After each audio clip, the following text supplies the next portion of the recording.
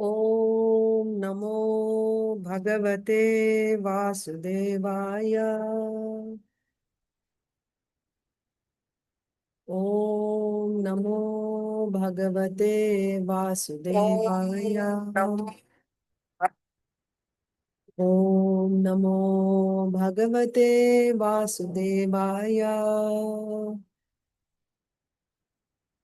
Narayanam Namaskritya Naram Chaiva Narottamam Devim Saraswatim Vyasam Tato Jayamudhirayet Nashtaprayeshva Bhadreshu Nityam Bhagavata Sevaya Bhagavatyuttama Shloke Bhaktir Bhavati Naishtiki Om Ajnanatimirandhasya Jnananjana Salakaya Chakshurunmilitam Yena Tasmai Sri Gurave Namaha Namo Vishnu Padaya Krishna Preshtaya Bhutale Srimate Bhakti Vedanta Swaminiti Namine Namaste Saraswate Deve Gauravani Pracharine Nirvishesha Shunyavadi Paschatya Deshatarine Jaya Sri Krishna Chaitanya Prabhu Nityananda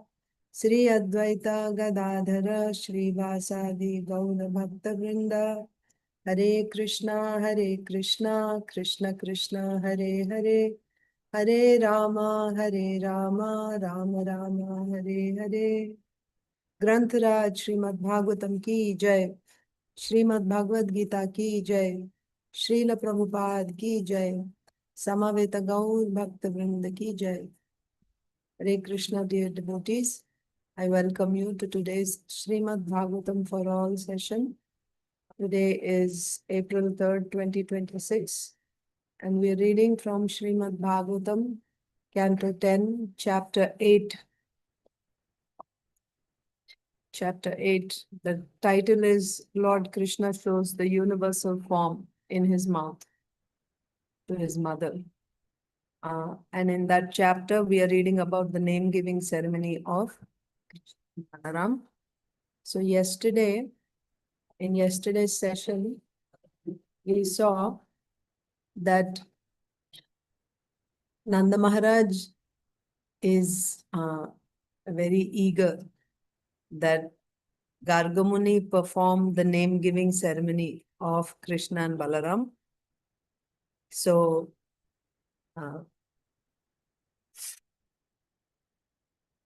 first of all, he said that, what is the glory of this Jyotisha Shastra? That we can get knowledge of things which is beyond the perception of our senses through the Jyotish Shastra. And you are the giver of that Jyotish Shastra. You are the author, right? The compiler of such Jyotish Shastra. So, by this work, by this Jyotish Shastra, other people are able to know about their past and also the future in this life. Then he said, not only are you a great knower of the Jyotish Shastra, the compiler of Jyotish Shastra, you're also the best among the knowers of the absolute truth. And you are qualified to perform samskaras. And finally, he comes to the point that my boys are here. Both the boys are right here. So please perform the name-giving ceremony of these boys. So finally, Nanda Mahārāja came to the point. He said, please perform the name-giving ceremony of these boys. So now we will see what, I think we also read what Garga Muni said. 1 second. No, we didn't read.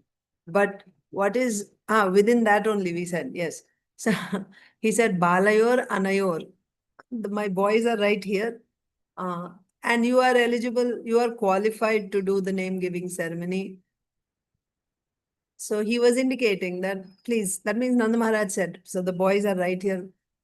So what was the expectation of Nanda Mahārāja? That's why you are a great Jyotish Shastra by which we can know past and future. Why he said that? That means, please tell the past of the boys also. And also the future activities by astrological calculation. So there were two requests. One is do the name giving ceremony. So for also the name is also given how? Based on the qualities, right? So for that, to know the qualities, the astrologer sees the past activities. And from past activities, you get an idea of the condition of the spirit soul. What is the nature of the spirit soul? And based on that nature, you can predict what will be his future activities. And then also based on that, his nature, his personality, the name is given. So he wanted, that's why he was talking about the Jyotish Shastra and how one can know past and future. That means he wanted that. And then, of course, he wanted Garga Muni to do the name giving ceremony. So then Garga Muni said, but samskaras are performed by the guru. I am not the guru. How can I perform the samskara? Actually, he was very eager to perform the samskara. But still, he wanted Nanda Mahārāja to persuade Garga Muni, not that he'll just express his eagerness and say, okay, okay. So he was just denying. He was saying, no, no, no. How can I perform? Then, but when Garga Muni was denying, this was only increasing the eagerness of Nanda Mahārāja. So he was saying, but Brahmanas are by birth. By birth. By birth means one who is a Brahmana. By jati, one who is a Brahmana, automatically he is the guru of all the other members in a society. All other members means of Kshatriyas, Vaishyas, Shudras. Everybody's guru. Brahmana is, when one belongs to the jati of Brahmana, by birth he is the guru.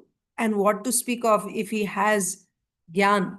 Here it is said, Brahma Vidam, you are the knower, you have the knowledge, right, of the supreme absolute truth. Not that you just have the knowledge.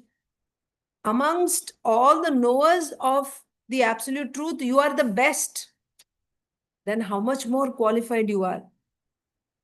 Even if one didn't have knowledge, if he's a Brahmana by jati, then he automatically becomes guru. So you are automatically guru. What do you mean by saying that, samskaras are done by guru? Brahmanas are by birth, Brahmanas are guru of all other members. So that way you are guru. That's his intention. So we will see the next verse. Let me share the screen with you.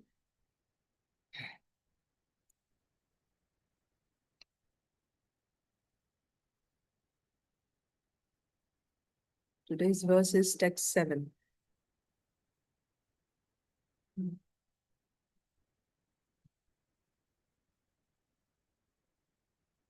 Just give me 1 second.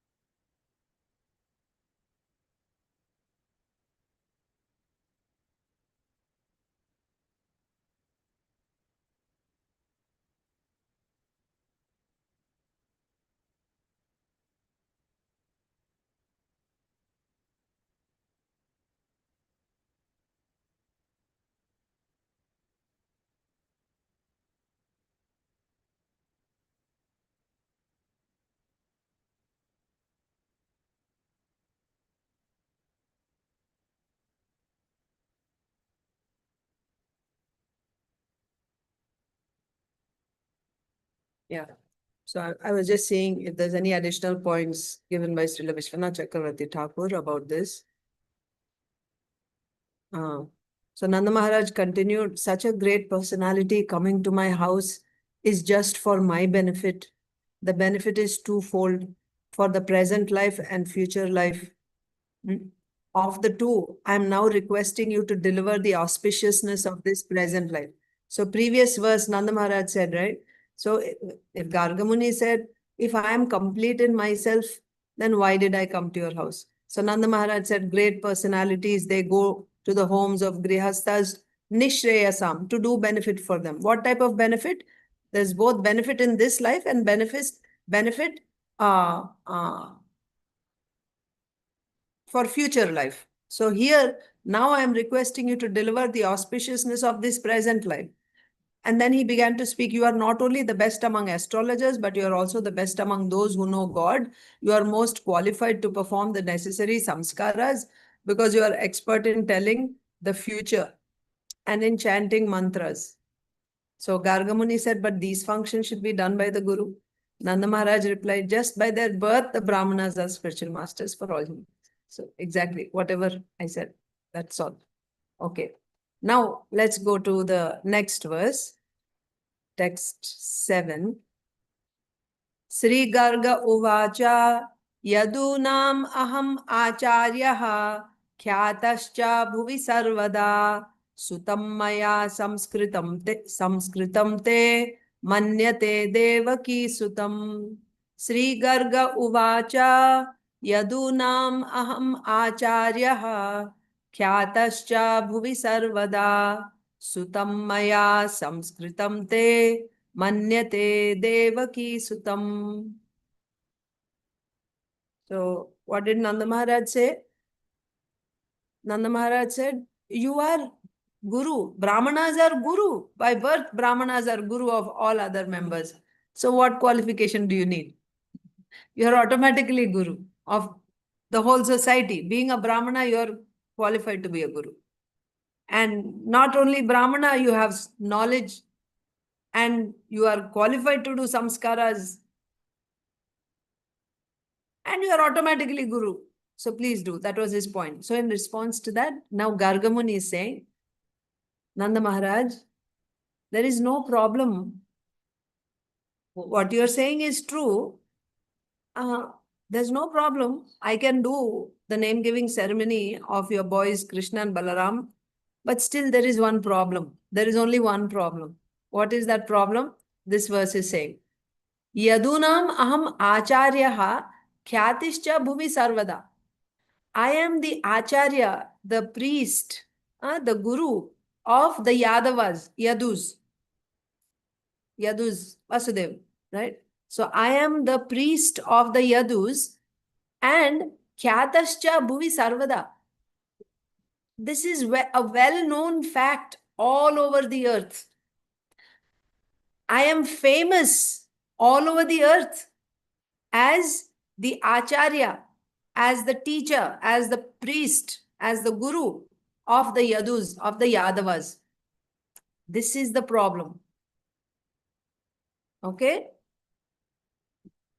There's no problem in my performing the name-giving ceremony for your son, but there is only one problem. The problem is I am world famous. I'm famous all over the earth as the guru of the Yadavas. Everybody knows that I am the priest of the Yadavas, of the Yadus. So what is the problem? Sutaṁ mayā saṁskṛtaṁ te manyate devakī-sutam. Te means your sutam, son. Mayā saṁskṛtaṁ. If his name giving ceremony is performed by me, if his samskara is done by me, if your sons or sutam te, yeah, if your sons. So now he is not specifying. Sutam is a singular. It is singular. So he is not saying, because you see, Garga Muni is extremely careful And he's also being very, very, so very diplomatic, very careful, because he was prepared by Vasudeva. Nobody should come to know about it, right? So therefore, he's saying his selection of words when he's speaking is very, very careful. He's saying sutaṁ, that means the boy, your boy. So which one is it? Krishna or Balaram?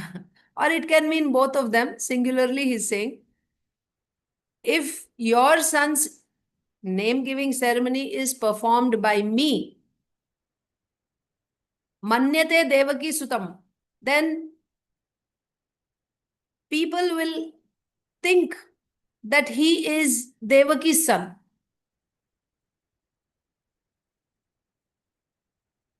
Nanda Mahārāja, there is only one problem. I am famous all over the earth as the priest of the Yadavas. And if, because he is the priest of the Yadavas, so Vasudeva and Vasudeva's wife is Devakī. Vasudeva is from the Yadu dynasty. And Garga Muni is famous all over the earth. Khyātaś bhuvi sarvadā. He is very famous all over the earth. And remember, this is generation after generation.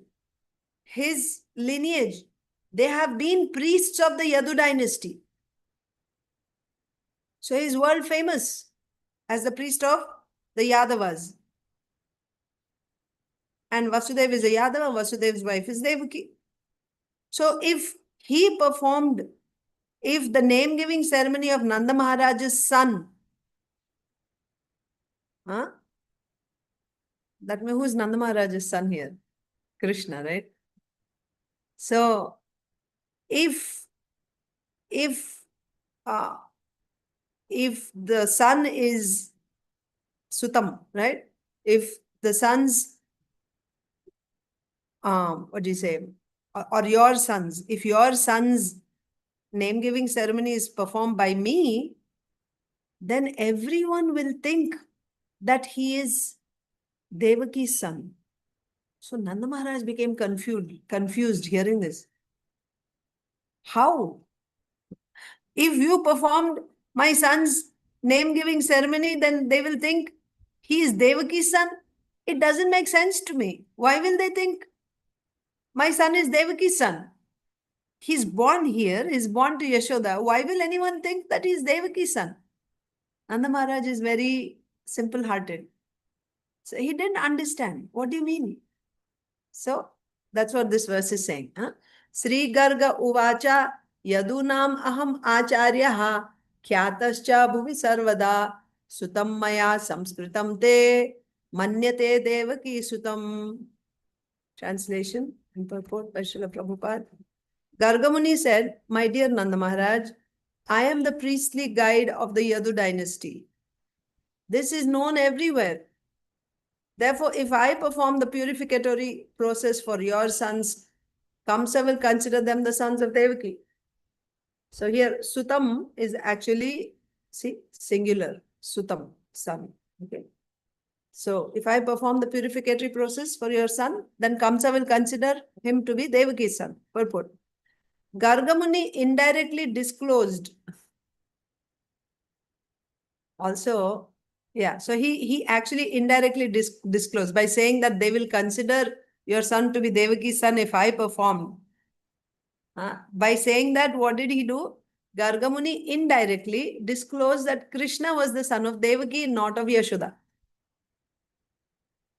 Since Kaṁsa was already searching for Krishna, if the purificatory process were undertaken by Garga Muni, Kaṁsa might be informed, and that would create a catastrophe. It may be argued that although Garga Muni was the priest of the Yadu dynasty, Nanda Mahārāja also belonged to that dynasty. Yes, if you go back, Nanda Mahārāja's father and Vasudeva's father. Vasudeva's father is Shurasena. Nanda Mahārāja's father is Parjanya. They were both born of the same father, Devamida. Devamida had two wives. One was Kshatriya, one was Kshatrani, and one was Vaishya. So the son born of Kshatriya wife, Kshatrani wife, is Shurasena, and the son born of Vaishya wife is Parjanya. And Parjanya's children, so Parjanya and his children, they all became Vaishyas. Nanda Mahārāja is in that line. And Shurasena and his sons, they all became, that dynasty became Kshatriyas. But they're actually, what do you call? Step brothers or half brothers. How do you say that? Born of two wives. Half brothers. Okay. So they were like that. So here it is said, it may be argued that although Garga Muni was the priest of the Yadu dynasty, Nanda Mahārāja also belonged to that dynasty. Nanda Mahārāja, however, was not acting as a Kshatriya. Therefore, Garga Muni said, if I act as your priest, this will confirm that Krishna is the son of Devakī. Because Garga Muni is the priest of the Yadu dynasty. Yadu dynasty is Kshatriyas. Nanda Mahārāja is not a Kshatriya. Nanda Mahārāja is a Vaishya. So why would a Kshatriya's priest perform the name-giving ceremony of Vaishyas like that? So what did we learn from the purport? One point is that indirectly Garga Muni is disclosing the fact that Krishna is the son of Devakī. That's one point. Of course, it's not that he's not the son of Yashoda. We know that Krishna is the son of Yashoda also. Is Garga Muni fearful of... Yes. That's the whole thing. Vasudeva sent him because he's concerned that his son's samskara should be performed. And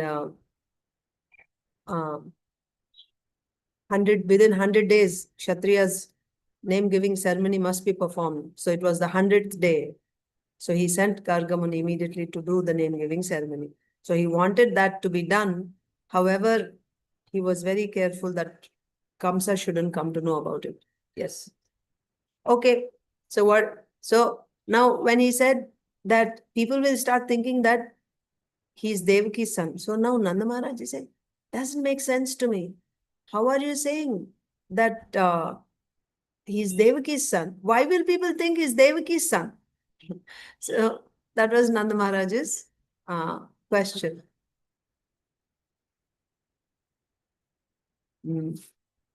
So Srila Vishwanath Chakravarti Thakur is saying, Garga speaks to advise. So what was the intention of Garga Muni? Where is he taking? In what direction is he taking? Or he's guiding Nanda Mahārāja?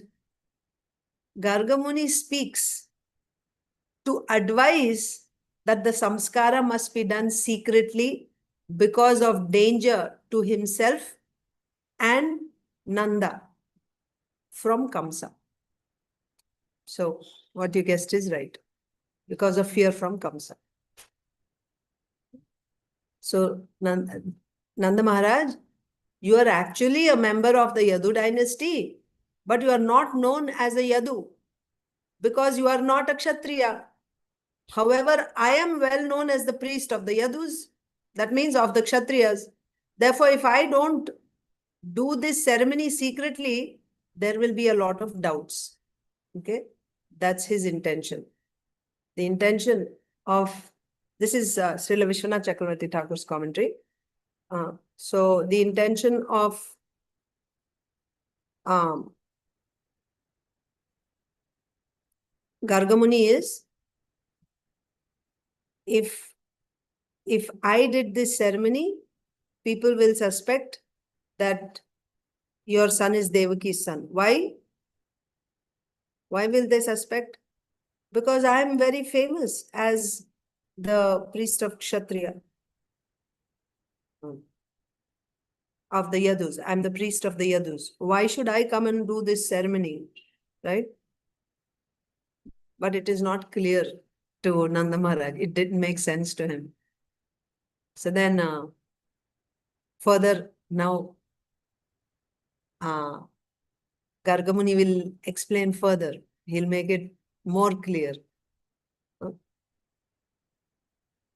But the hint is, Srila Vishwanath Chakravarti Thakur is saying here, the hint is, Garga Muni is saying that if I did this ceremony, it has to be done secretly. That's where he's hinting. Okay?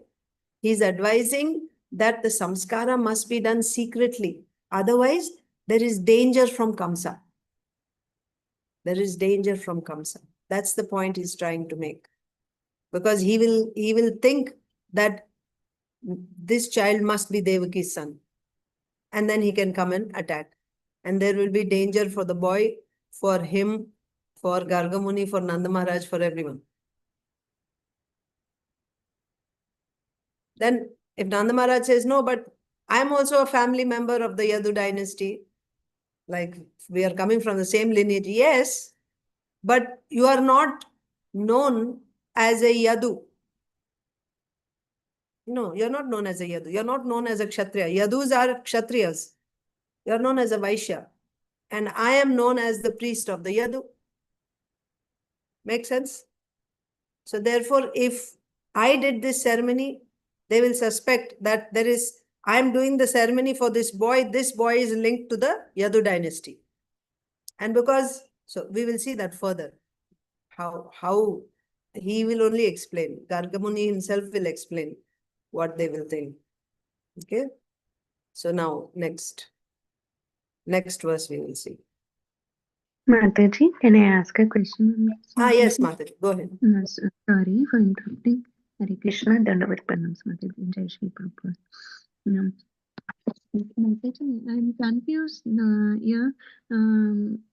Wait, Mataji, I'm not able to hear you. Or if you're able to increase, like, say louder, maybe I can hear. Yes. Hare Krishna, Mataji, Dandavat Pranam, Jai Shri Prabhupada. Dandavat Pranam. Mataji, I'm getting confused here, Mataji. Nanda Mahārāja and everyone are from Yadu dynasty, right? And 1 second, Mataji. I'll connect my earphones. I can't hear you. 1 second.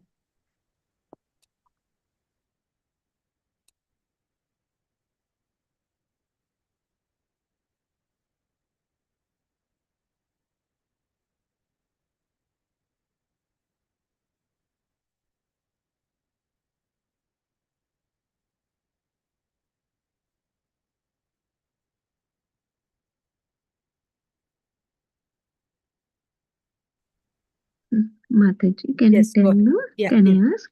Yes, so I was getting confused, Mataji. Like, Nanda Mahārāja and everyone are from Yadu dynasty, right? Yeah.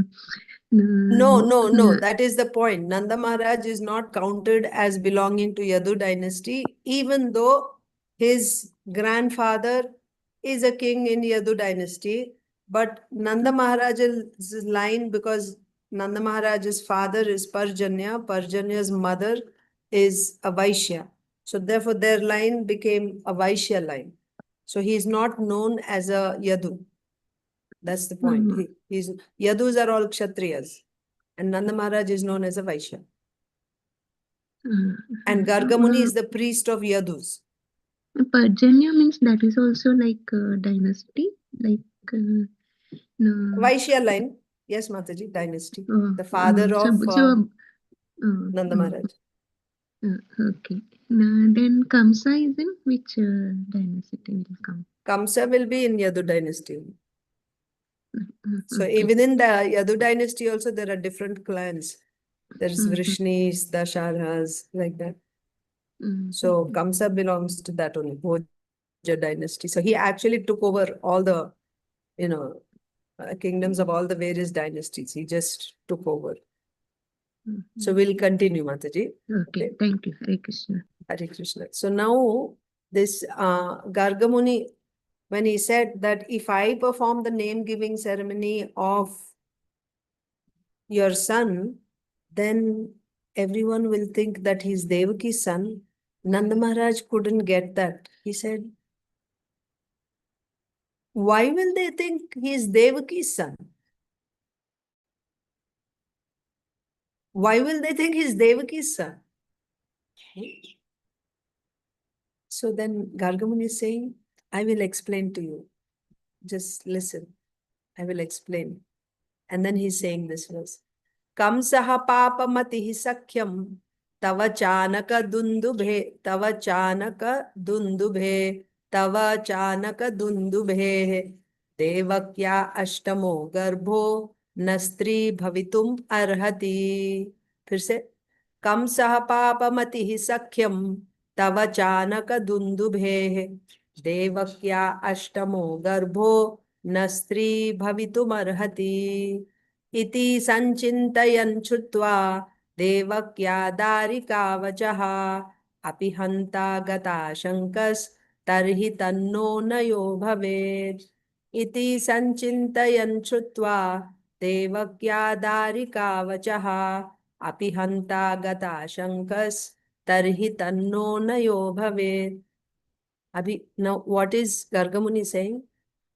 Nanda Mahārāja, Kaṁsaḥ pāpa-matiḥ. Kaṁsa's mati, right? His mind is dwelling in papa, in sin. What is the sin that is in Kaṁsa's mind or intelligence? What is mati? Mati, either mind, intelligence. So Kaṁsa's in Kaṁsa's heart, there is papa, sin. What is that papa? Devakyā aṣṭamo garbha. He wants to kill the 8th child of Devakī. He wants to kill the 8th son of Devakī. As soon as Garga Muni said that why everyone will think that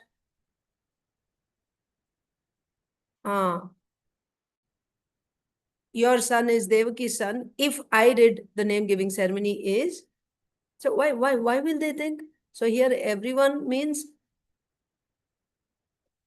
so that is being explained by Garga Muni. He's saying, in Kaṁsa's heart there is sin. What is that sin? That sin is he wants to kill the 8th child of Devakī. Then hearing this, Nanda Mahārāja, 8th son of Devakī? But there is no 8th son of Devakī. I heard that Devakī only had 6 sons. The 7th child just disappeared, mysteriously. Maybe Kaṁsa did some tantra mantra, chanting some mantras, or, he had, he did something so that Devakī had an abortion, so that the child just didn't even take birth.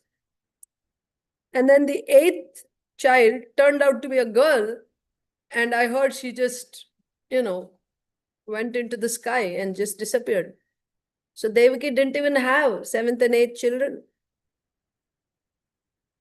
You're saying Kaṁsa wants to kill the 8th child? So when Nanda Mahārāja said this, Garga Muni understood. Nanda Mahārāja doesn't know. The boys that are now sitting in front of or sitting in the lap of Nanda Mahārāja, they were the 8th, 7th and 8th sons of Devakī, and Nanda Mahārāja is totally unaware of this fact. So this Garga Muni understood by Nanda Mahārāja's response. So he said, no, Devakī doesn't even have 7th and 8th sons. So then Garga Muni said, let me explain. So he said, in Kaṁsa's mind, there is this sin. What is that sin? He wants to kill the 8th child of Devakī. And also, tava sakhyaṁ ca ānakadundubheḥ. you have a very good friendship with ācāryaḥ. Who is ācāryaḥ? Who is ācāryaḥ?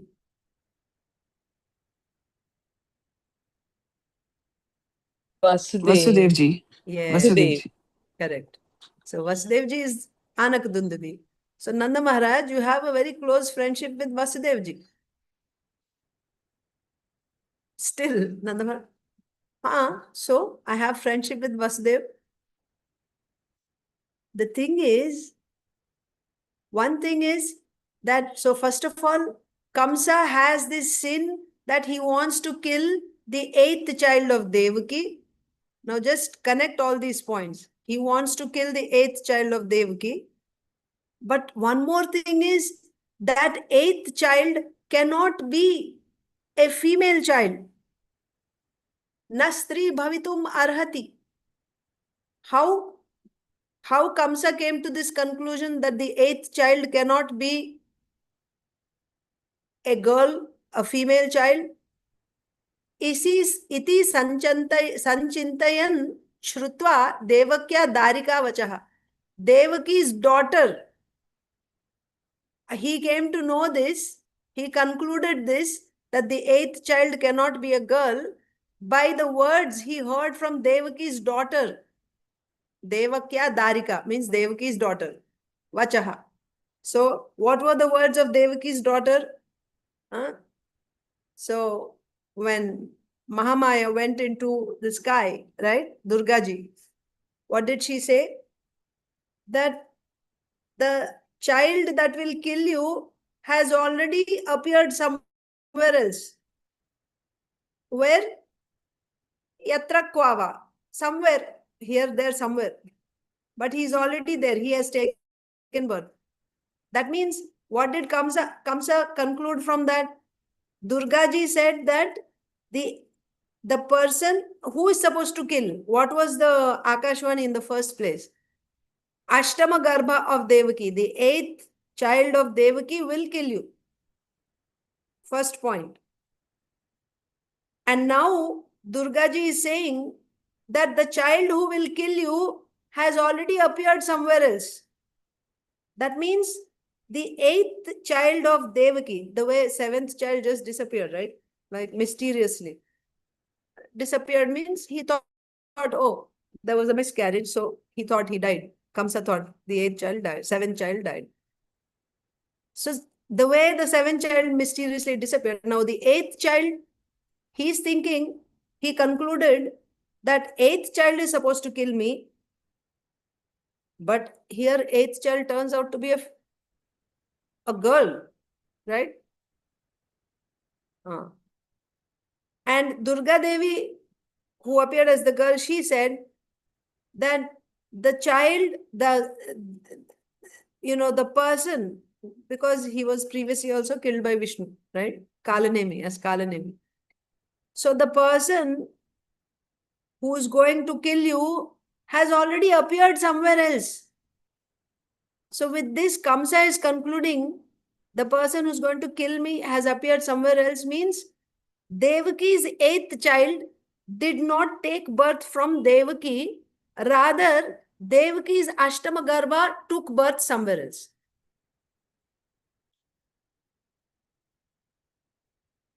Okay. So, because the 8th child cannot be a girl, na strī bhavitum arhati. The 8th child of Devakī cannot be a girl. And Durga Devi said that the person who's going to kill has taken birth somewhere else. That means the 8th child of Devakī, who's supposed to be a boy, did not take birth from Devakī, but took birth somewhere else. You're following that? How he concluded this? Based on what Devaki's daughter said. That means Durga Devi. Iti sanchintayan shrutva. After hearing the words of Devaki's daughter, sanchintayan, he concluded that the 8th child of Devakī cannot be a girl. That means the 8th child has taken birth somewhere else. And api hanta. Hanta means the killer. Gatha shankas. Now, you have very close friendship with cānakadundubheḥ, Vasudeva, the husband of Devakī. You have very close friendship with Vasudeva. So, this Kaṁsa can guess ashanka. Ashanka means he can suspect, right, that Devaki's 8th child didn't take birth from Devakī.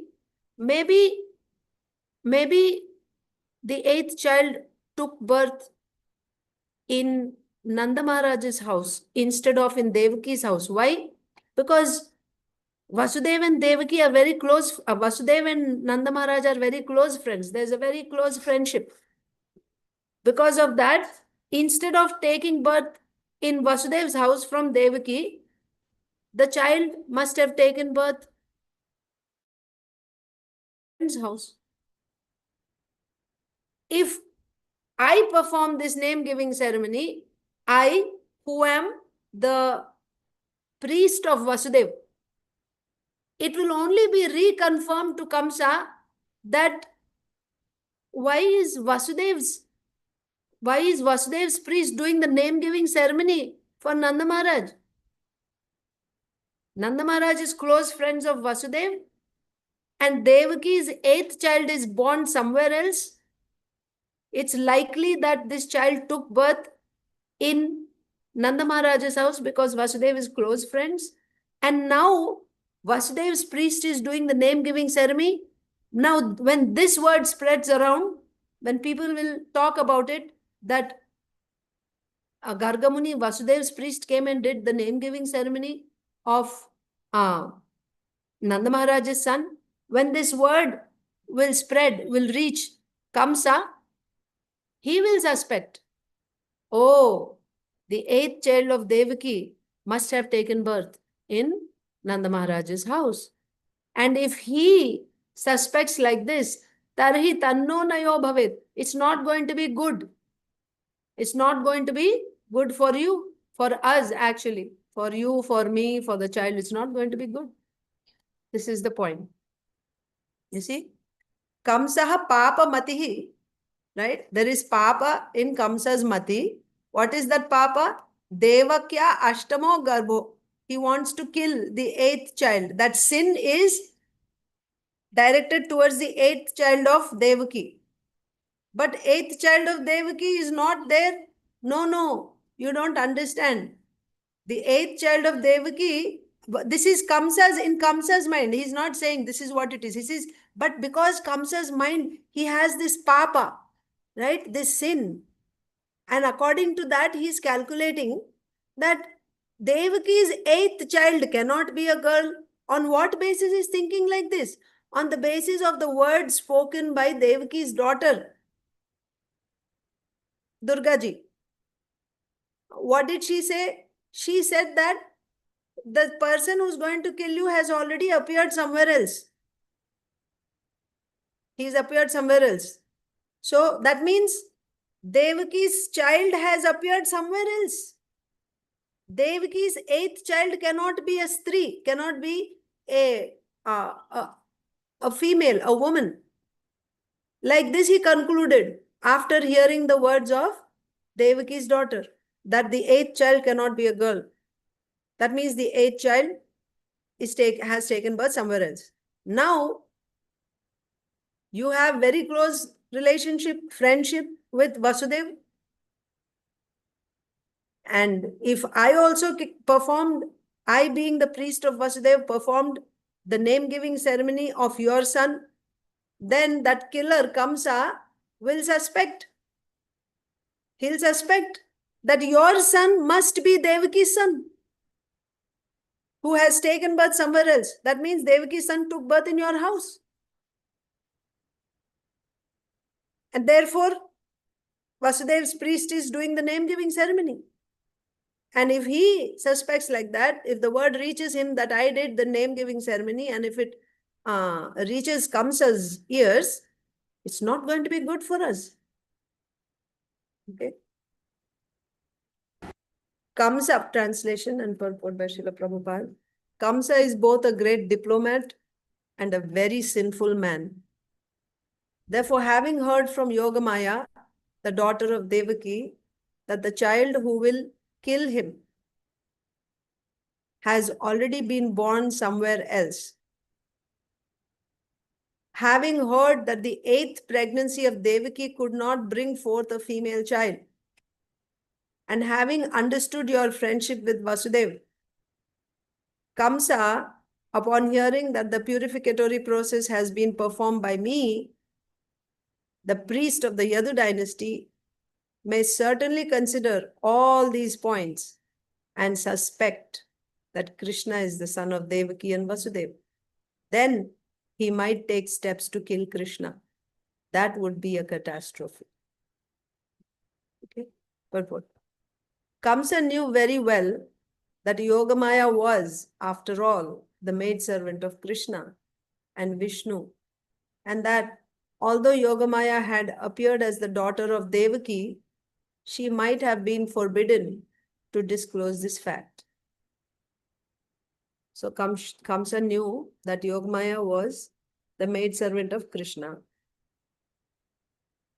And even though she appeared as the daughter of Devakī, she might have been forbidden, because she's a servant of Krishna, she might have been forbidden to disclose this fact. That means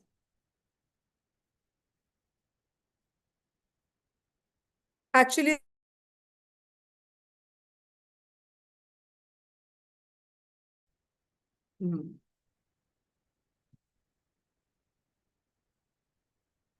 which fact? That she's the daughter of Devakī? Acha, that she's a servant of Krishna. But he knew, it is said, right? Kaṁsa knew very well that Yoga-māyā was this maid servant of Krishna and Vishnu. And that although Yoga-māyā had appeared as the daughter of Devakī, she might have been forbidden to disclose this fact. But it is there clearly that she is, she is in the arms of Devakī. So then how is she not disclosing the fact that she's not the daughter of Devakī, that she is the daughter of Devakī? I don't understand. Kaṁsa knew very well that Yoga-māyā was the maidservant of Krishna, and that although Yoga-māyā had appeared as the daughter of Devakī, she might have been forbidden to disclose this fact. We'll just keep reading.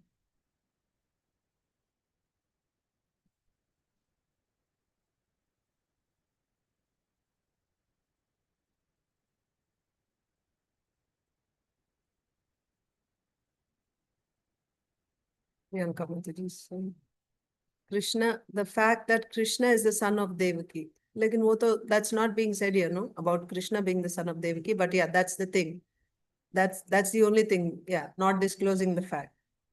So here the line is saying that although the Yoga-māyā had appeared as the daughter of Devakī, she might have been forbidden to disclose this fact. This fact means, yeah, we should just consider that Krishna actually appeared to Devakī, right? Not that she is the daughter of Devakī. We shouldn't consider that. Okay. Actually, this was what had happened. Garga Muni argued very soberly that this taking part in performing the reformatory process for Krishna would give rise to many doubts. That means if Garga Muni performed the name-giving ceremony, this would give rise to many questions, doubts, so that Kaṁsa might take very severe steps to kill the child. So what is it that he will suspect? That Krishna is the son of Devakī. So that is the thing that she is forbidden to disclose. We should take. Devakī is forbidden to disclose the fact that Krishna actually appeared to Devakī. And why she is forbidden? And why is she not revealing? Because she is a servant of Krishna. Like that. But Kaṁsa can doubt this, that Krishna is the daughter or son of Devakī, because Garga Muni is performing the name-giving ceremony. And then Kaṁsa can take severe steps to kill the child. Kaṁsa had already sent many demons to attempt to kill this child, but none of them had survived. None of them means the demons. All the demons got killed. We saw Putana, Shakatasura, Trinavarta. Of course, but at this time, Trinavarta is not yet killed. This is 100 days. Trinavarta was killed when Krishna was 1 year old. So after saying Trinavartas, now name-giving ceremony is being said. So Sukadeva Goswami went back, right? So if Garga Muni were to perform the purificatory process, Kaṁsa's suspicions would be fully confirmed and he would take very severe steps. Garga Muni gave this warning to Nanda Mahārāja. Okay. So that's the point, that if I perform this name-giving ceremony, based on which facts? First thing is, and this is Kaṁsa, because he's a sinful person. Kaṁsa's mind will think like this, because he has this sin in his heart. What is that? He wants to kill the 8th child of Devakī. And then in his mind, the 8th child of Devakī cannot be a female, because Devaki's daughter, Mahamaya, said that, Durga ji said that the child that will kill has already appeared somewhere else. That means Devaki's 8th child took birth somewhere else. Maybe he didn't take birth from Devakī, but took birth somewhere else. That Kaṁsa is thinking. Devaki's 8th child, based on that, he's thinking, 8th child cannot be a girl. And there's intimate friendship between Vasudeva and Nanda Mahārāja. Then he can suspect, right? Especially now, if all this will be, clear to Kaṁsa, if Garga Muni perform the name-giving ceremony, that will lead to so many, he will just be able to connect various dots now. If Garga Muni, if this information went out, and if it reached Kaṁsa, that Garga Muni performed the name-giving ceremony of Krishna, then Kaṁsa will start thinking, oh, why Garga Muni, Vasudeva's priest, went and performed Nanda Mahārāja's son's name-giving ceremony? And there's very close relationship between Vasudeva and Nanda Mahārāja. And Devaki's 8th child cannot be a girl. 8th child, and Durga Devi said that the 8th child took birth somewhere else. Then this child could be that 8th son of Devakī. That is why Vasudeva's priest is doing the name-giving ceremony. And he can send demons or do something to get the child killed. And he may take severe steps against the child, against Nanda Mahārāja, against Garga Muni, like that. Okay. And also we'll read what Srila Vishwanath Chakravarti Thakur is saying. Garga Muni continued, everyone everywhere will think this, especially Kaṁsa will pursue this matter. Nanda Mahārāja replied, will think what? What was said in the previous verse.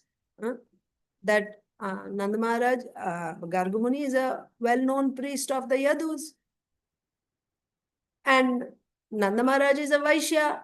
Why is Garga Muni, who is a Yadu's priest, why is he going to a Vaishya's house and performing the name-giving ceremony? This will produce lots of doubts. Everyone will think like this. Why is Garga Muni doing the name-giving ceremony of a Vaishya, being the priest of the Yadus? And everyone means especially Kaṁsa will pursue this matter. So Nanda Mahārāja is saying, this is Srila Vishwanath Chakravarti Thakur's commentary. But will Kaṁsa, being a Brahmavadi, actually kill you? So he's a Brahmavadi. So, and you're a great Brahmana. Will he actually kill you? So Garga Muni is saying yes. Because Garga Muni said there will be danger. If I did this name-giving ceremony, there will be danger for you, for me, for all of us. So Nanda Mahārāja is saying, will he kill you? Being a Brahmavadi, will he kill you? Garga Muni is saying yes, because Kaṁsa is a sinful person. Pāpa-matiḥ. He will kill people like us. He can kill Brahmanas also because he's a sinful person. He will certainly do it because he has already committed violence against your friend Vasudeva. So this is another explanation. This is Srila Vishnu Chakravarti Thakur's explanation. What I told you previously, I think it's from Sanatana Goswami's commentary. This is Srila Vishnu Chakravarti Thakur's commentary. So he's saying that yes, because Kaṁsa is a sinful person, he will kill us. He will certainly do it because he has already committed violence against your friend, right? Friendship is said, na? What is the verse? That Kaṁsa pāpa-matiḥ sakhyaṁ tava cānakadundubheḥ. That means he did it to your friend. He committed violence against your friend Vasudeva. He will do the same to you also. His demoniac intelligence will begin to act. Pāpa-matiḥ means intelligent, demoniac intelligence. It will begin to act.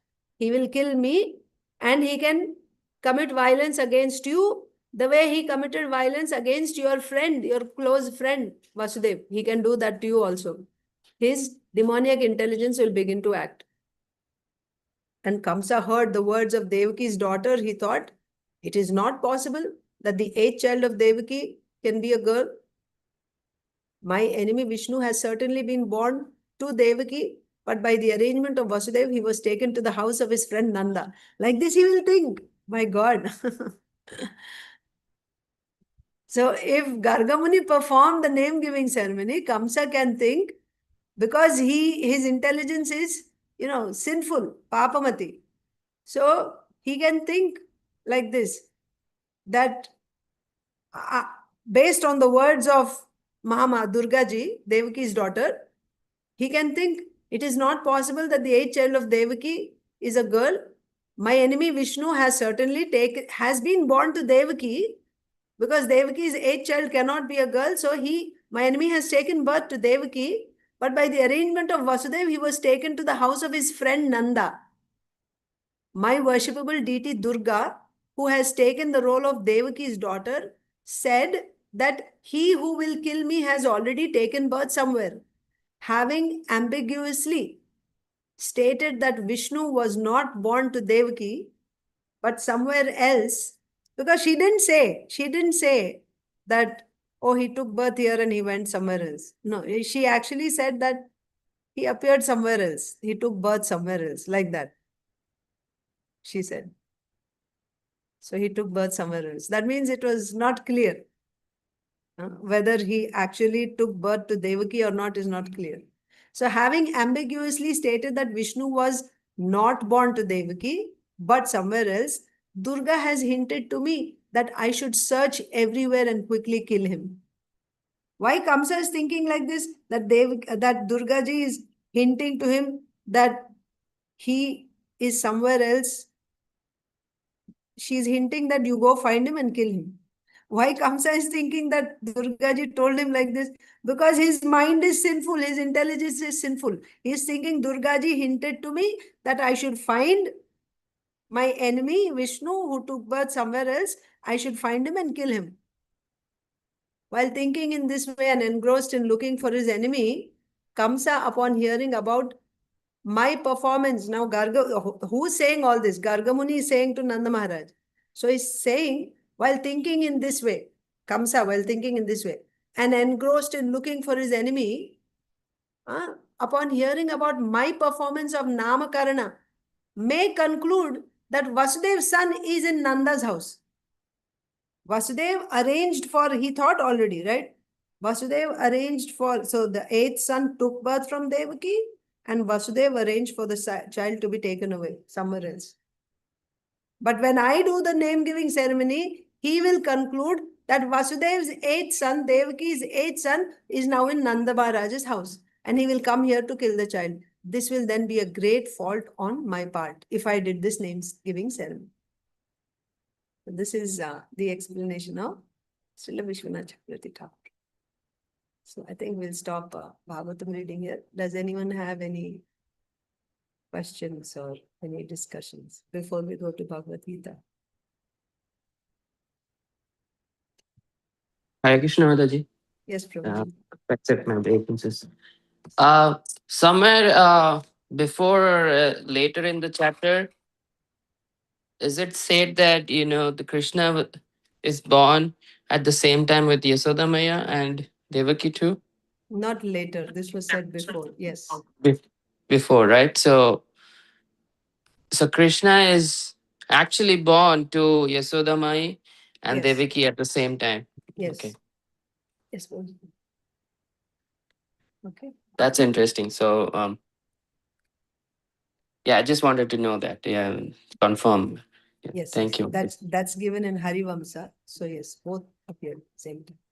Krishna appeared both to Devaki and Yashodamai at the same muhurta. Yes.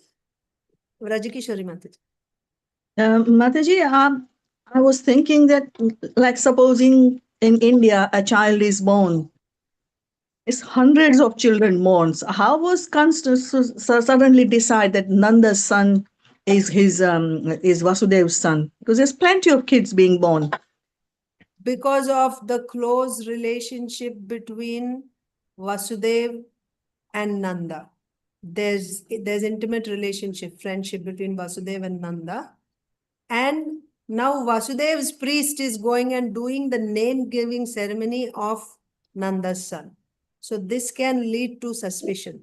It's not that he's not suspecting others. That's why he sent Putana to kill all the babies that were born in the past 10 days. But this will only strengthen his suspicion that because whoever was sent, all the demons were killed. That means the boy is still living. Where is this boy? Who is this boy? He did that generally, in general, whichever child, all the children that were born in the past 10 days, around the time of Krishna's birth, appearance, 10 days, whoever was born, he arranged them to be killed by demons. But now he was specifically, because if Garga Muni performed the name-giving ceremony, what are the points here? The close relationship between Nanda and Vasudev. And now Vasudev's priest, who performs all ceremonies only for the Kshatriyas in the Yadu dynasty, he is going and doing for Nanda Mahārāja's child. And yeah. The other point is that the 8th child of Devaki cannot be a girl. So certainly somewhere he has taken birth. But why only in Nanda Mahārāja's house? Because of these 2 points. Close friendship between Vasudeva and Devaki and Garga Muni performing the name-giving ceremony. Thank you very much. Thank you. Hare Krishna. Hare Krishna. Swati Mataji, you also had a question. Yes, Mataji. Hare Krishna, Mataji. Mataji, Vasudev's father and grandfather and Nanda Mahārāja's grandfather, both are same. Yes. Then they belongs to, means according to Chaturvarnam Maya Srishta, according to our Varnashrama Dharma, they are divided into 2 divisions, means like Kshatriyas and Vaishyas. According to that only, no, Mataji? Yes. So that means the husband had one wife who is Kshatriya and another wife who is Vaishya. So the children of Vaishya wife, they all had guna of Vaishya. See, it is not by birth, whether one is Brahmana, Kshatriya, Vaishya, it is not necessarily always by birth. If actually it is by quality, but if you have such samskaras being observed in a family strictly, it is said for 7 generations strictly, like not even one, you follow all the samskaras strictly, then the chances, there is a good chance that the child who is born in that family will have the guna, the qualities of that varna. For example, if the child is born in a Brahmana family, then for 7 generations, very strictly, that means father's side, mother's side, strictly for 7 generations, they have been observing all the samskaras that a brahmana should do. Then there is a good chance that the child who is born in that family will be born with the qualities of a brahman. So back in the day, they were strictly observing, so it is possible. But that does not mean that actually, yeah. But that does not mean that there is 100% guarantee. So therefore, we don't go by birth. It is actually recognized by the guru. The Brahmana, Kshatriya and Vaishya, the Dvijas, they are the higher castes. They have to go to Gurukula in small age, like 4 years, 5 years age. So in Gurukula, the guru will, yesterday I was explaining how you find out who's a Brahmana, Kshatriya, Vaishya. They do tests. So once he recognizes, then that person will, and he will be trained as a Kshatriya, as a Vaishya, as a Brahmana. For the rest of his life, he will be now called a Vaishya. Bas, right? If the teacher, guru, identifies him as a Vaishya and trains him, now he will live as Vaishya. So it's not that by birth, a Kshatriya's sons, we will see in the 9th canto also, we finished 9th canto. Like Kshatriya king's sons, it's not that all sons are always Kshatriyas. One of them or some of them will become Vaishyas. And then generation after generation, that Vaishya's son, they continue as Vaishyas. Then somewhere down the line, one of the children has the samskaras, has the qualities of a Kshatriya, and then again the lineage continues as Kshatriya, like that. And also we see some become Brahmanas. Kshatriya's sons, they become Brahmanas. How do you know who's a Brahmana, who's a Kshatriya? When they go to Gurukul, they are identified. That's how you know. That's why Gurukul is very, very important. So in Gurukula, the teacher will identify, and from there now he is known either as a Brahmana, Kshatriya, Vaishya based on his guna. And then his karma is given like that. So in this case, Devamida is a Kshatriya and he had 2 wives. One wife was a Kshatrani, another wife was a Vaishya. Then the Kshatrani's sons and their lineage after that, grandsons, everyone, they all had, the guna of Kshatriyas. So that became the Yadu lineage. But the Vaishya wives' children, they had the quality of Vaishya. They were identified by the Guru as Vaishya. So then they became a separate dynasty of Vaishyas. So Nanda Mahārāja comes in that line. Although the grandfather is the same, but one is a Vaishya line, the other is a Kshatriya line. Is that clear, Swati Mataji? Mataji, what you told for women, there is no only śrī-garga. She should not be the Kshatriya and she should not be the Vaishya. So the mother, the wife of Devamida, she is just serving. She's doing her śrī-dharma. What's the problem with that? She's not identified there. But she's born of a Vaishya father. She's born of a Vaishya father. That means her upbringing, her training is in a Vaishya family. Okay. Makes sense or no? Now, if you are a woman and if you are born in Andhra family, then in that family you will learn how to make Andhra cooking and Andhra dressing and all that. And then someone else who is born in Punjab, so there they will learn that girl, strī only. You are strī, she is also strī. Strī dharma is cooking, cleaning and all. But then you will have certain, the work, karma, certain type of recipes and all that. It will vary. Similarly, a girl who is born in Vaishya family, she will be trained like that.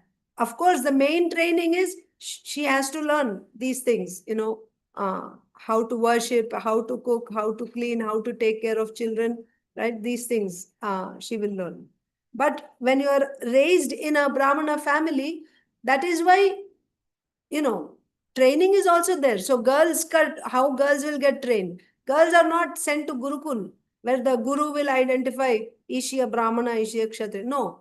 For all girls, whether you are in a Brahmana family, Kshatriya, Vaishya, any family, training is these basic things, right? How to be chaste and faithful. Mainly, this is what is taught to a girl. How to be chaste and faithful. Because if she's chaste and if she's faithful, then regardless of who she's getting married to, she can be from a Vaishya background, but when she's married to a Kshatriya husband, she'll remain faithful and then she will serve her husband and then she will be identified as the wife of that husband. Like that. One more thing, Mataji. Hare Krishna, Mataji. Are you able to hear me? Yes. One more thing. According to father only, it will come, no, Mataji. They will not consider mother side, no, Mataji. Generally, I'm asking. What? The Varna? Varna also. But I told Because you, no, Varna is identified by, not by birth, it is by guna and karma. So Guru yes, will identify. That's the point. Yes, okay. Immediately after birth, you will be known as the son of father, so Kshatriya. But they don't take that by birth. Janmana jayate shudra samskarat bhaved dvijaha. By birth, everyone is, I think Sanatan Goswami Mataji, Priyanka Haripriya Mataji, but you can check. But yeah, so by birth, one is understood to be a Shudra, but by samskaras, he becomes a Dvija, a twice born. So samskaras will happen when, of course, before going Gurukul, you will go at the age of 4 or 5. Before that, some samskaras are done. So wherever you take birth, then samskaras will be done according to that Varna. So if you're born in Kshatriya family, then samskaras will be done in Kshatriya way. Vaishya family, Vaishya way. But when you go to Guru, then after identifying you as a Dvija, when he sees that either Brahmana, Kshatriya, Vaishya, Shudra, then he will give Upana and Samskar to study the Vedas. So there that's the turning point where the Guru will recognize, identify what is your Varna. Before that, as a baby, as a small child, yes, from father's side, whatever is Varna is father's, then according to that, Samskaras will be done. Okay? Yes, Mataji. Thank you, Mataji. Hare Krishna. Yes, Atulya Prabhu. Atulya Harinam Prabhu. Yes, Mataji, Hare Krishna. There are terms like anuloma and pratiloma, right? For these, Yes. where a Brahmana father and a Kshatriya mother, it is anuloma. Yes. Actually, yeah, it is Anuloma. Yeah. So best is to have the same husband and wife belonging to the same Varna. That is ideal. But it is also acceptable if the husband's Varna is superior to the wife's Varna. So husband can be Brahmana and wife is Kshatriya. That's acceptable. That's Anuloma only. Or husband is Brahmana, wife is a Vaishya. That's also acceptable. Or Shudra. No problem. But if wife is a Brahmana and husband is a Kshatriya, if wife's Varna is superior to husband's, that's called Pratiloma and that's not preferable. It's not preferred. Pratiloma weddings are not preferred. Because wife is supposed to be chaste and faithful, so she has to be subordinate. So if she's of a higher caste, then of course, that's why women must be trained to be chaste and faithful regardless of whatever your Varna is. But still, this is Pratiloma. Pratiloma means it's not preferred. The wife being of a higher Varna and husband being of a lesser Varna. Thank you. I had another question, but this is you may have to start Bhagavad Gita, right? So Okay. but I can ask, you can answer maybe in next class. So I was just wondering, since we are in the topic, here Garga Muni is warning that if the ceremony is performed with great pomp, Kaṁsa would conclude that the child was the eighth son of Devakī. The question is it more important to follow the external, rules or vidhi of a ceremony, or to, protect the internal reality of Lord's safety? Why I'm asking is, sometimes, in our lives, when does following the rules actually become an hindrance to our love for Krishna? How do we know when we break the, break the pomp to save the purpose. Like sometimes in Janmashtami, we may want to celebrate huge way, which is nice, but then may not be reading or internalizing that day specifically who is Krishna, or reading more about him. How do we know when to break that barrier? Yeah. So actually both are important. Whatever is given in Shastra and as it is given to us by the ācāryaḥ, that must be observed. So celebrating, like performing abhishek and devotees coming together, decorating the altar and cooking and a feast and serving, all that is also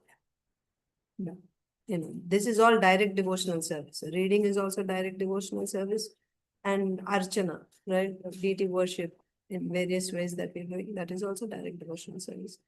But I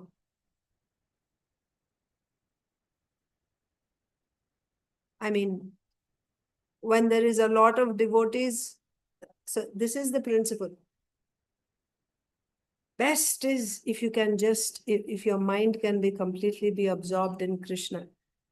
That's the highest. Krishna gives this in Bhagavad Gita, 12th chapter, 8 to 12 verses. He says, topmost is that devotee whose mind is always absorbed in Krishna. That's the highest actually. Even if you didn't any of the externals, you didn't do, but your mind is always absorbed in Krishna, constantly. Because when you say pure devotional service, it has to be constantly. Anushilanam, continuously. It's not that for some time and then you leave. So, but topmost is at all times your mind is absorbed in Krishna, in Krishna's names, his form, his qualities, his pastimes, like that. But for somebody to be absorbed like that, the mind has to be free from all contamination. All anarthas must have been removed. Like he's entered into pure devotional service, and in pure devotional service also he has crossed beyond anartha nivritti. So because of that, now the mind is pure. In such a mind, such a pure mind, it is possible for him to practice. This is also practice, sadhana bhakti only, to practice meditating on Krishna all the time.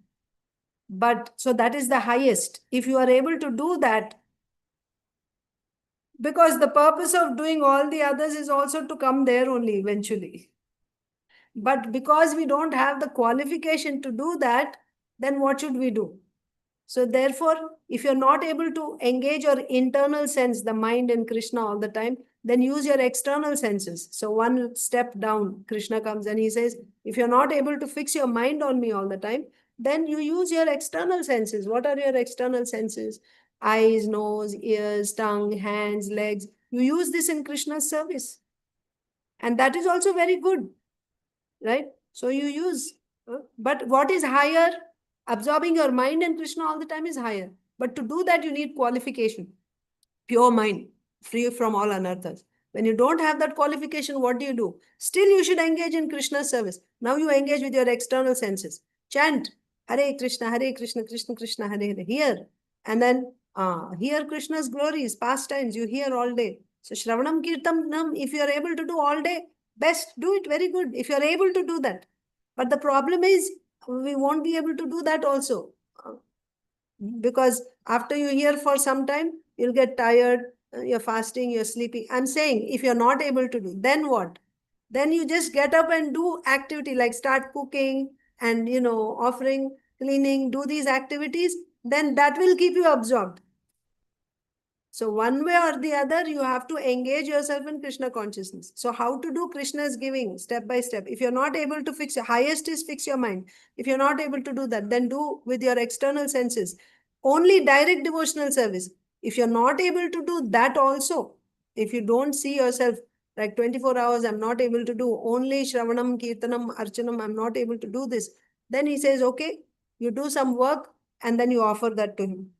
Right? So you engage by doing some work, whatever artha you're earning, you earn because you're not qualified to do. You don't have dhrida shraddha. Continuously, you're not able to do only direct devotional service. After some time, you're like, I need to take a break. So you go and do some work, some other work. Okay. And that work also has to be as prescribed by Shastra. Okay. So you do that work, and then that work, whatever result you get, right? You're a farmer, you grow, then you bring all the produce and you offer it to Krishna. This is third level. If you're not able to do 1 and 2, then do this, like this. Krishna is giving different levels. So whether it is Janmashtami or what, the idea, if you do with your external senses properly, nicely, that is also going to cleanse your heart. So anarthas will be removed. And by that, it will bring you to the level of purified mind and, where you're able to think of Krishna. So you don't have to separately exercise, practicing, meditating on Krishna. By doing this, it will bring you there. So that is the idea. So we should not minimize anything. Like external services, it's not that, especially when there is a lot of devotees, and if you can engage everyone, the idea is everyone should be engaged, whether it is in a family, in a temple, in a community. The leader's responsibility is to ensure that everybody is engaged in Krishna consciousness all the time. That's the main thing. So if they are so advanced, whether in a family or temple or community, that they can simply sit like the sages in Naimisharanya, and everyone can be absorbed in hearing Krishna Katha all the time, very good, do that, that's the best. But then if you see that they're getting distracted and they're falling asleep and they're not able to hear, then you have to give them, get lots of flowers and let them make garlands and, decorate the temple, and one way or the other, engage them in devotional service. Like that. Okay. Thank you. All right. So we have to read Bhagavad Gita. Share the screen.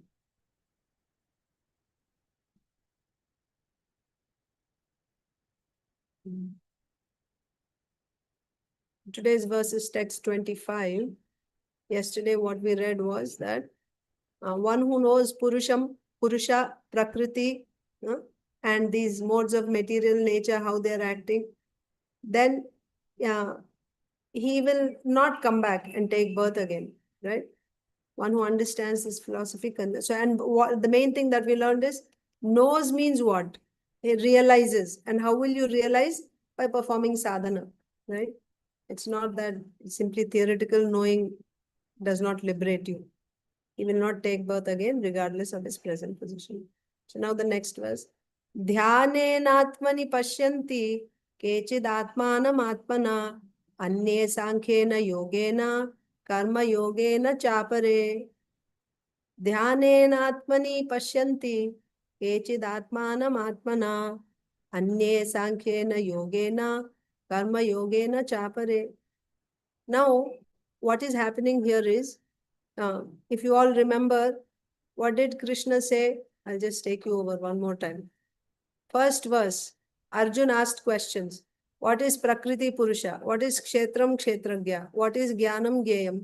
And then second verse, Krishna said, this body is Idam Shariram, is Kshetram, right? And one who knows Veti, this Kshetra, is known as Kshetragya.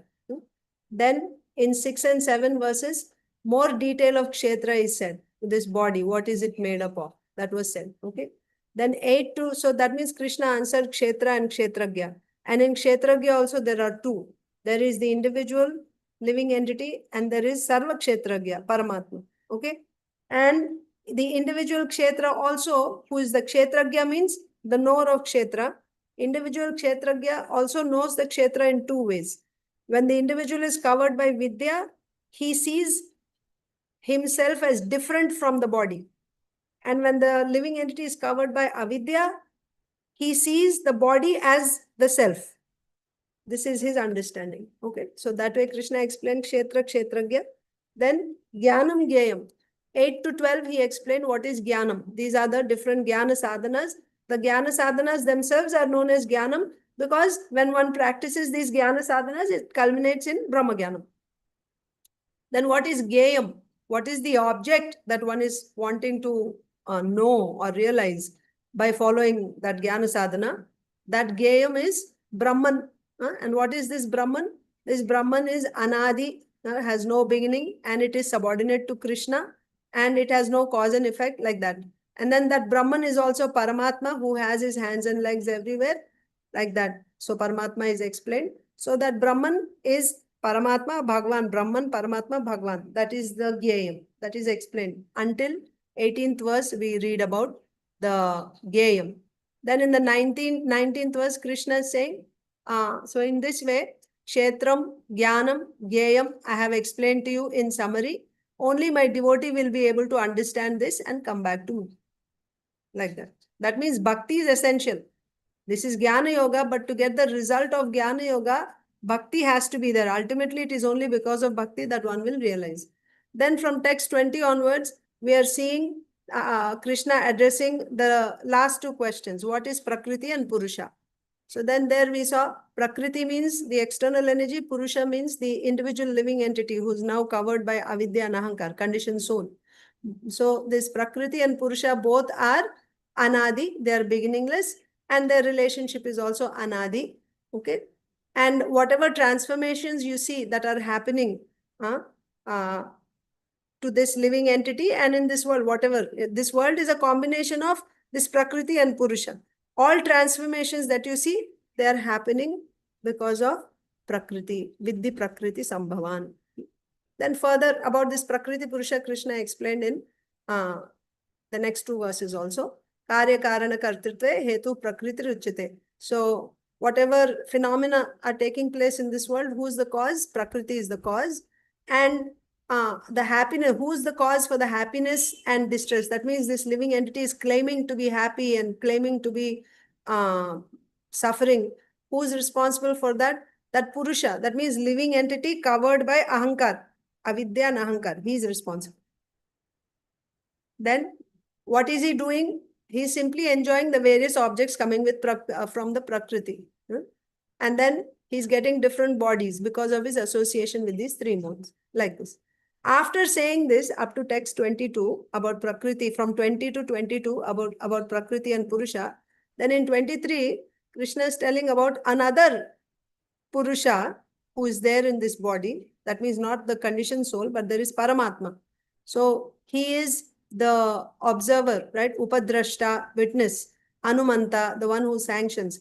Bharta, Bharta means, the one who is providing. Bhokta, Bhokta means the one who is bearing you. Remember I told you how the individual soul's consciousness is pervading throughout the whole body. Individual's consciousness is carried by Paramatma's consciousness. That means he is the Bhokta. He is the one who is bearing, who is the one who is carrying the consciousness. So that's why he's Bhokta. Maheshwara means he is the proprietor, everything, he is the owner. Then, and he is he is superior, right, to the individual living entity who is in the body. Dehes means Purusha Paraha, right? He is known as the super soul. Then, one who knows this Purusha Prakriti and the, how the gunas are working, such a person will be liberated. So, knows means one who realizes by actually practicing the Jnana Yoga. Now, after speaking about, Krishna addressed these 6 questions. If you notice, Krishna did not talk about even those Jnana sadhanas that were said. That is called as Jnanam, right? That is said as the knowledge. But now Krishna is talking about the sadhana. How one will realize this Paramatma. After talking about Prakriti, Purusha and Paramatma, so far Krishna didn't say about the method, the practice, the sadhana by which one can realize Paramatma. In this verse, text 25, now Krishna is saying, what are the different sadhanas by which one realizes Paramatma? Dhyanena atmani pashyanti. Dhyanena means by meditation. So you can say by devotional service, right? Kechid means some others. Atmanam atmana. That means they will do by Jnana Yoga. Okay. So here Dhyanena means by meditation.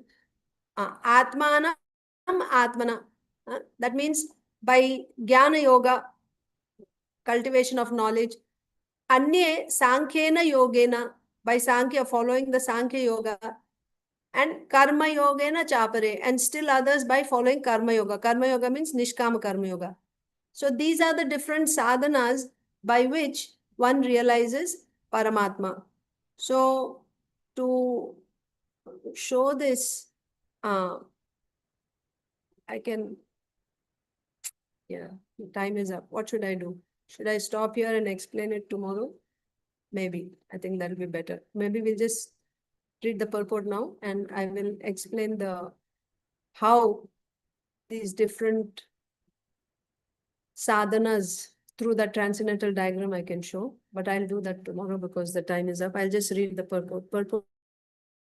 So translation purport by Srila Prabhupada. Some perceive the super soul within themselves through meditation, others through the cultivation of knowledge, and still others through working without fruitive desires. Purport. The Lord informs Arjuna that the conditioned souls can be divided into two classes as far as man's search for self-realization is concerned. Two classes. Those who are atheists, agnostics, and skeptics are beyond the sense of spiritual understanding. But there are others who are faithful in their understanding of spiritual life, and they're called introspective devotees, philosophers, and workers. So introspective devotees, so these are devotees, bhakti yogis. Philosophers means jnanis, workers means nishkam karmis, who have renounced fruitive results. So these are the three types. Okay, so two categories means you can say the karmis or even, yeah, karmis. And then you have those who came in contact with sadhu. So either they can take to jnana marga or bhakti marga and or ashtanga marga. Ashtanga marga can fall either in jnana or bhakti, like that. So in jnana marga also, initial stages, you'll do karma, that is nishkama karma yoga. In advanced stages, you'll do jnana sadhanas. And then, or bhakti marga. So these are the different paths that a faithful person will take to. And those who are not faithful, those who are atheists, they don't have any, they don't get any spiritual results. Those who always try to establish the doctrine of monism are also counted among the atheists and agnostics. Particularly here we are talking about the Mayavadis. The Mayavadis. Because Jnana Yoga is a standard path that is given by the Lord himself. What is the ultimate goal in Jnana Yoga? Brahma Prapti. Brahma Prapti means realizing the absolute truth without any attributes. Nirvishesha Nirvikara Brahman. That is fine. Wanting to go and merge into Brahman, that's fine. But hardly do you find any such, jnanis now. No. All the jnanis that you see now, they are all Mayavadis. What is the problem with Mayavad? Yes, their ultimate goal is also Brahman, going and merging into Brahman.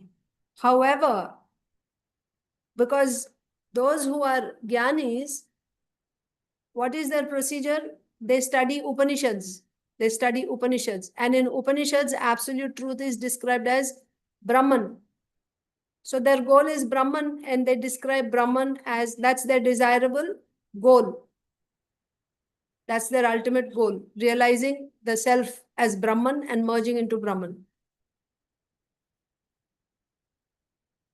The difference between the monists and Mayavadis is the Brahmavadis and Mayavadis.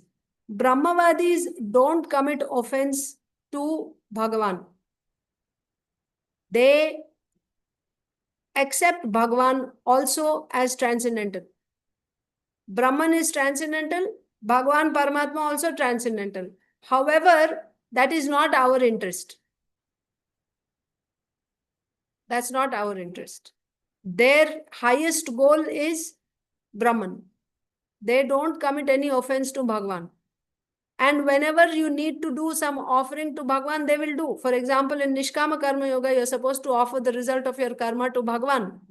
That's when Nishkama Karma Yoga is successful. They will offer to Lord. And there is no offense. They don't consider the Lord's body to be material. They understand this is the absolute truth, transcendental. However, that's not my goal. To them, Brahman is the ultimate. That's the highest. That's their interest. But they don't commit any offense to Bhagavan. That is why it is difficult to find Gyanis in today's world. What about Mayavadis? Mayavadis are also, because you have to do, that is the path. If you want to do Nishkama Karma Yoga, you have to offer to the Lord. You know, you must have heard about Panchopasana. They worship Surya Dev, then they worship Lord Ganesha, Lord Shiva, Durga, and Lord Vishnu. They worship. But what is their idea? All are on the same level. Because ultimately there is only one Brahman. This variety of you, me, and so many different forms of Ishvara, all these are material forms. Their understanding of the form of the Lord, Lord Vishnu or Lord Krishna or Lord Rama, their understanding is, this is Vidya Pratibimbita Chaitanyam. Brahman reflected on Vidya appears like Krishna, Rama, Shiva, Durga, Ganesha. That all are on the same level. This is a great offense to the Supreme Lord. Considering the Lord's transcendental body to be material is an offense. Because of that offense, the Mayavadis will go to hell. They go to hell because of this offense. Forget about getting, liberation. So that is why here, when we read in the purport, Srila Prabhupada is saying that those who always try to establish the doctrine of monism are also counted among the atheists and agnostics. In other words, only the devotees of the Supreme Personality of Godhead are best situated in spiritual understanding, because they understand that beyond this material nature are the spiritual world and the Supreme Personality of Godhead, who is expanded as the Paramatma, the Super Soul in everyone, the all-pervading Godhead. Of course, absolute truth is realized as Brahman, Paramatma, and Bhagavan. If somebody is only realizing Brahman and seeing that as the ultimate, that is incomplete understanding, no doubt about that. And somebody comes to the understanding of Paramatma, that is a little higher, but that is also incomplete. When one realizes the absolute truth as Bhagavan, and in that also you realize Krishna of Goloka, that's the complete understanding of the absolute truth. He is Swayam Bhagavan. That I will explain in tomorrow's Chaitanya Charitamrita session. I know it is due. I didn't hold today's Chaitanya Charitamrita class, but I was going to explain to you about the Lord's different avatars. That I'll do tomorrow.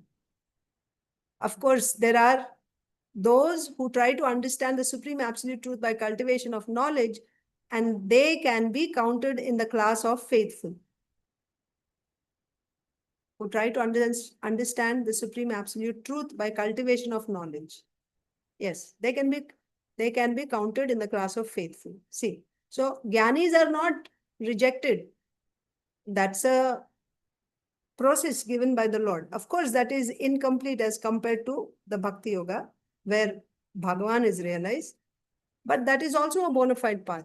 But Mayavad system, Mayavad path, that philosophy, if one follows, then they're counted as atheists.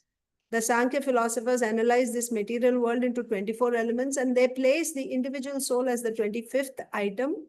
When they are able to understand the nature of the individual soul to be transcendental to material elements, they are able to understand also that above the individual soul, there is Supreme Personality of Godhead. He is the 26th element.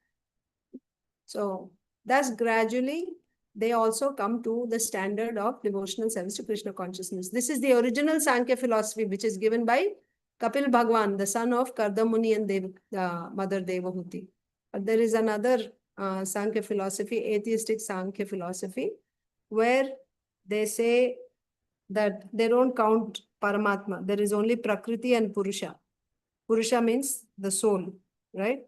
But Purusha is, what do you say? Purusha, Prakriti is the one who's doing everything. Prakriti is the one who is doing everything. Prakriti, but together, Prakriti and Purusha, that means this conditioned soul and external energy, the soul, the individual soul and external energy, they are conducting the whole material world. And in that also, Purusha is pretty much like a dummy. It is Prakriti who's doing everything. So like a blind man, like a lame man sitting on the shoulders of a blind man and walking around. So the blind man is taking him everywhere. The blind man is doing all the work. But the lame man who cannot do, but has the eyes, is showing the path. Like that, the Purusha is considered to be the lame man, but who has the eyes. And Prakriti is supposed to be the blind person, but who is able to walk. So Prakriti is doing everything. This is atheistic Sankhya philosophy, where Prakriti is doing everything. There is no understanding of Paramatma, the Supreme Lord. Just Prakriti and the individual soul. And in that also, the individual soul is like a dummy. It's Prakriti who's doing everything. So this is about Sankhya. But what Srila Prabhupada is explaining here is the real Sankhya philosophy given by Kapil Bhagwan. That is actually devotional service only, because it gradually brings one to devotional service in Krishna consciousness. Those who work without fruitive results are also perfect in their attitude. This is Nishkam Karma Yoga, working without fruitive result. They're also perfect in their attitude. That means for each of these, there's a different outcome. If you did Nishkama Karma Yoga, what is the outcome? You will realize I'm not this body, I'm soul. That's all. Not that you will realize the absolute truth, Bhagwan, Brahman. No. You'll only realize that I'm not this body and I'm soul. Those who work without fruitive results are also perfect in their attitude. They are given a chance to advance to the platform of devotional service in Krishna consciousness. Here it is stated that there are some people who are pure in consciousness and who try to find out the super soul by meditation. The first one, right? Dhyanena Atmani, it is said. And when they discover the super soul within themselves, they become transcendentally situated. Similarly, there are others who also try to understand the Supreme Soul by cultivation of knowledge. And there are others who cultivate the Hatha Yoga system and who try to satisfy the Supreme Personality of Godhead by childish activities. Hatha Yoga system is not meant for this age, because the purpose of Hatha Yoga is to actually realize the absolute truth. By doing Hatha Yoga, you should meet the person. But in Hatha Yoga, they don't even meditate on the personality of Godhead. I mean, nowadays, yoga clubs, they say you can choose whatever object you want to meditate or simply meditate on void. So, and besides, to do Hatha Yoga, you know how much time you need? Just to give you an idea. Garga Muni performed this Hatha Yoga system for 10,000 years. He meditated for 10,000 years. After 10,000 years, he got darshan of the Lord. Bhagavan appeared. When he got darshan of the Lord, he said, he started glorifying the Lord. You know what was his glorification? He said, you have appeared so quickly. Achirena means you didn't take very long at all. That means in Satya Yuga, 10,000 years of Hatha Yoga, of meditation is nothing.